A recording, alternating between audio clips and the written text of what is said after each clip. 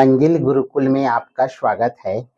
आज का महत्वपूर्ण टॉपिक है भारतीय नागरिक सुरक्षा संहिता 2023, जिसे सीआरपीसी के नाम से जानते हैं। सीआरपीसी मतलब code of criminal procedure. Code of criminal procedure. अभी भारत सरकार ने 3 महत्वपूर्ण कानून पास किए हैं: भारतीय दंड संहिता, भारतीय नागरिक सुरक्षा संहिता और भारतीय साक्ष्य अधिनियम। तो ये तीनों भारतीय संविधान के अनुसूची 7 में स्थित है और यह समवर्ती सूची के अंतर्गत इनको रखा गया है। भारतीय नागरिक सुरक्षा संहिता क्या है? तो ये एक दंड प्रक्रिया संहिता है। भारत में जो आपराधिक कानून के क्रियान्वयन के लिए, भारत में आपराधिक कानून के क्रियान्वयन के लिए जो दंड प्रक्रिया अपनाई जाती है, उसे हम भारतीय नागरिक सुरक्षा संहिता यानी सीआरपीसी कहते हैं। शुरुआत में हम इसके बारे में थोड़ा डिटेल जाते हैं कि सीआरपीसी की जो शुरुआत हुई थी ब्रिटिश संसद में 1882 में, उसके बाद फिर उसमें बदलाव हुआ 1898 में, और उसके पश्चात 41 विधि आयोग के रिपोर्ट के अनुसार 1973 में दंड प्रक्रिया संहिता बनाई गई। उसके 1 अप्रैल 1974 को भारत में लागू कर दिया गया। तो अभी जो इसके पहले दंड प्रक्रिया संहिता जो चल रही थी वो सीआरपीसी 1973 था। अब आगे बढ़ते हैं कि यह जो सीआरपीसी क्या बताता है। सीआरपीसी किसी भी व्यक्ति के, अपराधी के गिरफ्तारी, उनके अभियोजन और उसकी जमानत की प्रक्रिया का डिटेल स्वरूप है। यानी कि कोई भी व्यक्ति यदि गिरफ्तार होता है किसी कारण से, किसी जांच, उसका अभियोजन, जांच प्रक्रिया क्या होती है, उसके बाद जमानत की प्रक्रिया किस आधार पर, किस नियमानुसार दी जाती है, उन सभी नियमों का संग्रह है सीआरपीसी। जैसे मान लेते हैं कि कोई भी व्यक्ति अपराध करता है तो उसके लिए क्या किया जाता है, उसके पुलिस थाने में जाकर एफआईआर दर्ज कराई जाती है। एफआईआर दर्ज करने के बाद पुलिस थाना क्या करता है, उसको जांच करता है, जांच की प्रक्रिया अपनाता है। तो पहले तो आईपीसी के तहत धारा उसमें निर्धारित होता है। अब जांच के पश्चात उनको अभियोजन पक्ष यानी पीड़ित पक्ष और आरोपी के संबंध में 2 पक्ष बनते हैं, एक पीड़ित के संबंध में, दूसरा आरोपी के संबंध में। तो दोनों पक्षों की जो जांच की जाती है वो उसके बारे में डिटेल जो ब्यौरा होता है कि उन्हें किस तरह से गिरफ्तार किया जाए, किस तरह से उनको अभियोजन पक्ष को कोर्ट में पेश किया जाए और कोर्ट के बाद में उन्हें जमानत या सजा जो मिलेगी, इन सब का जो ब्यौरा होता है वो सीआरपीसी में होता है। सीआरपीसी जो 1973 था उसमें टोटल अध्याय 37 थे और कुल धारा की संख्या 484 थी। फिर से पुराने दंड प्रक्रिया जो सीआरपीसी 1973 है उसमें टोटल अध्याय 37 और धारा 484 थी। लेकिन अभी जो 2023 में भारतीय नागरिक सुरक्षा संहिता 2023 यानी कि सीआरपीसी 2023 उसमें धारा वो 484 से बढ़ाकर कितना कर दिया गया है, 533 कर दिया गया है। अध्याय यथावत रखा गया है, धारा को बढ़ाकर 533 कर दिया गया है। इस 533 में 160 धाराओं में बदलाव किया गया है, 9 धाराएं उनमें जोड़ी गई है और 9 धाराएं को क्या कर दिया गया है, निरस्त कर दिया गया है। तो 533 कुल धारा है जिसमें 160 में बदलाव किया गया, 9 जोड़ा गया और 9 को निरस्त कर दिया गया। अब इसमें क्या है, तो शुरुआत में मैं बताना चाहूंगा कि इसके अंतर्गत किसी भी अपराधी के गिरफ्तारी, अभियोजन और जमानत की प्रक्रियाएं जो हैं वो इस सीआरपीसी के अंतर्गत मिलती है। इस सीआरपीसी में ये पहली बार है जब पुलिस को जवाबदेही बनाया गया है। मान लेते हैं कि कहीं पर कोई एफआईआर दर्ज करता है तो फिर उसकी एफआईआर दर्ज की जानकारी के लिए जो एफआईआर दर्ज करने वाला यानी शिकायत करता है वो जाकर उसको पता करना पड़ता था कि मैंने जो रिपोर्ट लिखाई है वो कहाँ तक प्रोग्रेस हुआ है, आपने कुछ काम किया है या नहीं किया है, तो उसको बार बार जाना पड़ता था। ऐसा इस रिपोर्ट में नहीं है। इसमें बताया गया है कि यदि आप एफआईआर दर्ज करते हो तो पुलिस की जवाबदेही होगी कि वो 90 दिनों के अंदर आपको उस एफआईआर का जो प्रोग्रेस रिपोर्ट है वो शिकायतकर्ता को बताएगी। आपका प्रोग्रेस इस तरह से हुआ है, आपका रिपोर्ट वो आगे इस तरह से प्रोग्रेस हो रहा है। और साथ ही साथ इसमें 180 दिन के अंदर में इसकी जांच प्रक्रिया को पूरा करने का लक्ष्य इस दंड संहिता में रखा गया है। तो इससे क्या फायदा होगा? इससे ये फायदा होगा, इसमें पुलिस को जवाबदेही बनाया गया है और साथ ही साथ इसमें जब जवाबदेही बनेगी तो पारदर्शिता भी आएगी, क्योंकि उसको एक निश्चित समय के बाद में रिपोर्ट को प्रस्तुत करना है, यानी कि उसकी जांच करके उसको बताना है। तो यहाँ पर एक बहुत अच्छा काम किया गया है इसमें। दूसरा कहते हैं कि इसमें 0 FIR की सुविधा पहली बार दी गई है।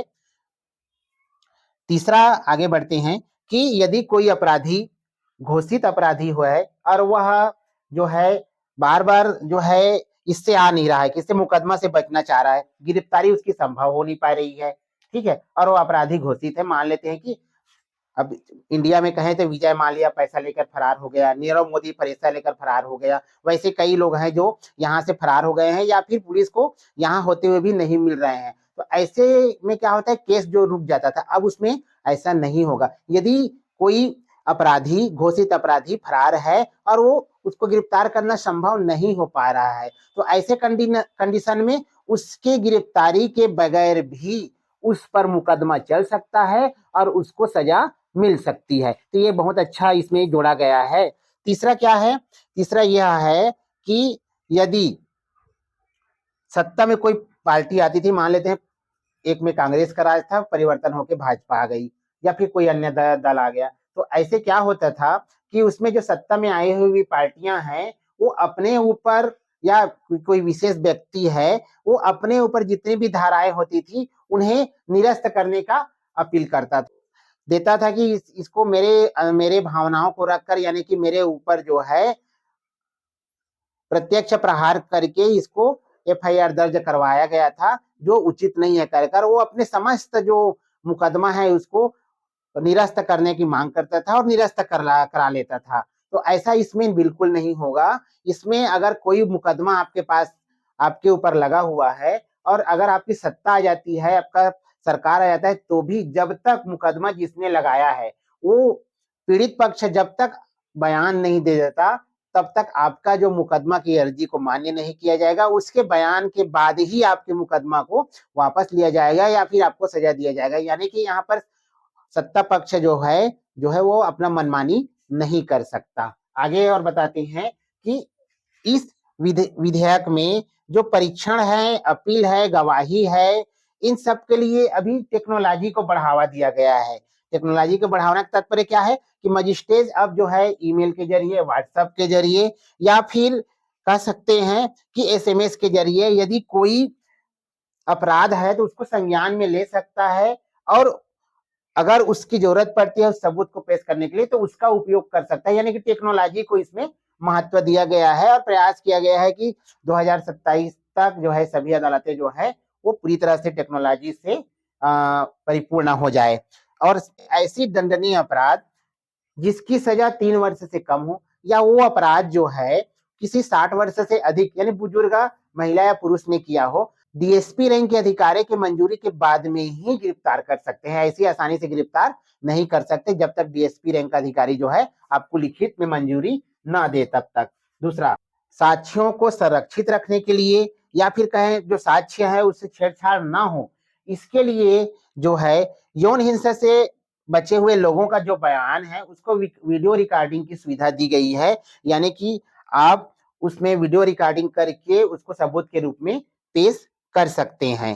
साथ ही साथ जो 7 वर्ष से अधिक सजा है, 7 वर्ष है, 7 वर्ष से अधिक सजा है, ऐसे सभी अपराधों के लिए फॉरेंसिक जांच को अनिवार्य कर दिया गया है। फॉरेंसिक जांच को अनिवार्य कर दिया गया, यानी कि फॉरेंसिक जांच रिपोर्ट की टीम उस घटना स्थल पर जाएगी और जाकर फिर उससे फॉरेंसिक जांच करेगी, जांच के साथ सबूत को इकट्ठा करके फिर उसको सुरक्षित रखेगी। तो ध्यान रखिएगा 7 वर्ष है या 7 वर्ष से अधिक सजा प्राप्त अपराध के लिए जो है फॉरेंसिक जांच को अनिवार्य कर दिया गया है।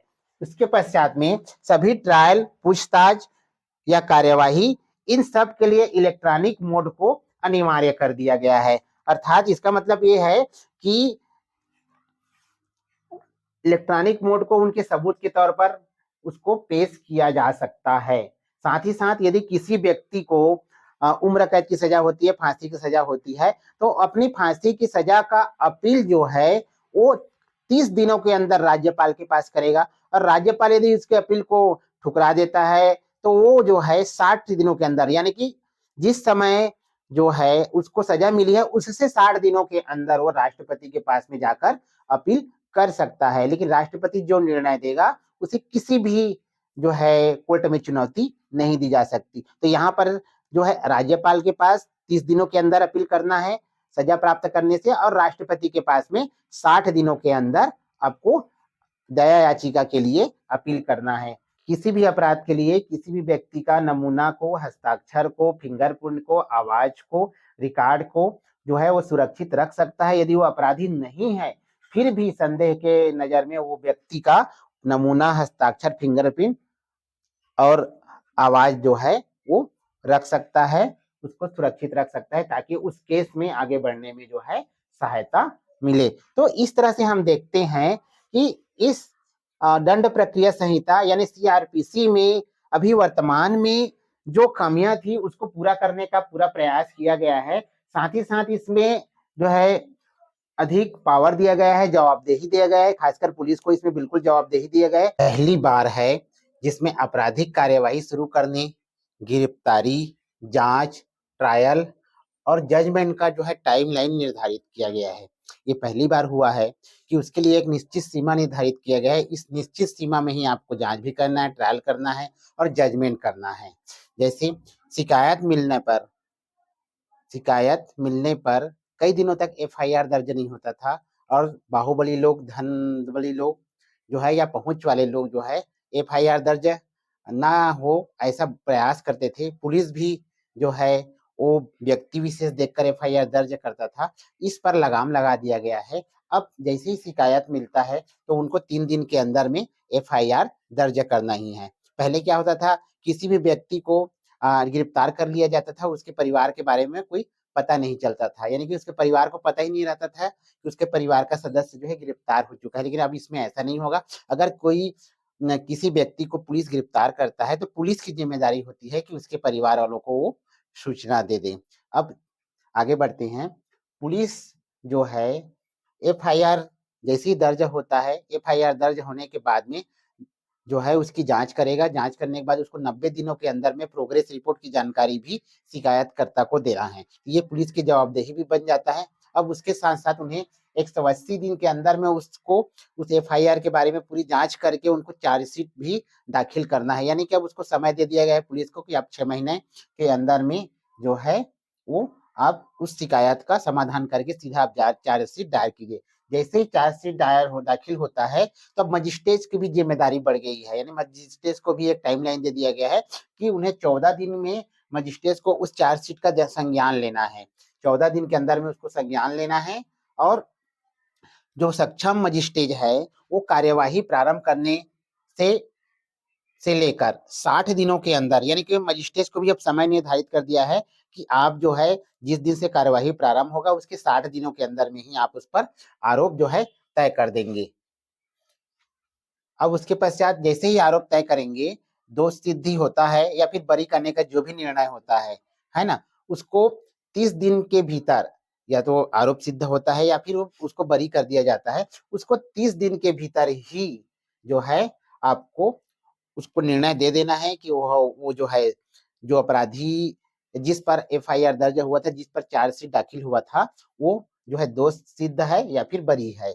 जिससे कारण बताने में अधिकतम 15 दिन और लग सकता है, यानी कि कुल मिलाकर कारण बताने में 45 दिनों तक हम उसको बढ़ा सकते हैं। अर्थात 60 दिन के अंदर उसको सुनवाई को पूरा करना है और 45 दिन के अंदर ही उसको उस चार्जशीट में निर्णय आपको दे देना है। तो यहाँ पर मजिस्ट्रेट के लिए भी एक टाइमलाइन जो है निर्धारित कर दिया गया है। अब आते हैं देश छोड़कर। जैसे जो अपराधी है वो देश छोड़कर चला गया है, नीरव मोदी है, विजय माल्या है और बहुत से अपराधी है जो देश को छोड़कर चला गया है। और उसके लिए क्या होता था पहले, क्योंकि वो गिरफ्तार नहीं हुआ था इसलिए उस पर मुकदमा नहीं चलता था। लेकिन इस सीआरपीसी में जो जिसको गिरफ्तार करना संभव नहीं है उस पर भी मुकदमा चलेगा, और मुकदमा चलने के पश्चात उस पर भी आरोप तय होंगे। यदि देश छोड़कर अपराधी पर आरोप तय होता है 90 दिनों के अंदर उनकी अनुपस्थिति में, यानी कि अगर मान लेते हैं कोई देश छोड़ के चला गया और उस पर आरोप तय हो गया कि नहीं इन्होंने गलत कार्य किया है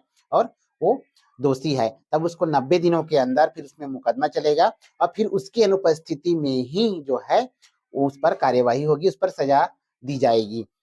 अब आते हैं हथकड़ी का प्रयोग, जैसे हत्या है, आदतन अपराधी है, बलात्कार के आरोपी है, यौन उत्पीड़न के आरोपी है, या फिर कह सकते हैं मानव तस्करी है, हथियार तस्करी है, या हिरासत से भागा हुआ है, या कोई एसिड हमलावर है, या फिर जाली मुद्रा जो का चलन करता है, साथ ही साथ आतंकवादी गतिविधियों में शामिल होता है, या फिर नशीले पदार्थ का तस्करी करता है। कुल मिला के कहते हैं नशीले पदार्थ जो है वो बेचता है। तो इन सब अपराधी प्रवृत्ति के लोगों के लिए हथकड़ी का प्रयोग किया जाएगा। तो कुल मिलाकर मैं यह कहना चाहूंगा कि सीआरपीसी की 2023 में जो बदलाव किया गया है वो नागरिकों के हितों के लिए किया गया है, साथ ही साथ पुलिस पर और मजिस्ट्रेट पर भी जवाबदेही तय की गई है और एक निश्चित टाइमलाइन निर्धारित कर दिया गया है। जो सीआरपीसी 2023 की सबसे बड़ी विशेषता है कि इसमें पुलिस और मजिस्ट्रेट दोनों पर टाइमलाइन निर्धारित किया गया है, जवाबदेही तय की गई है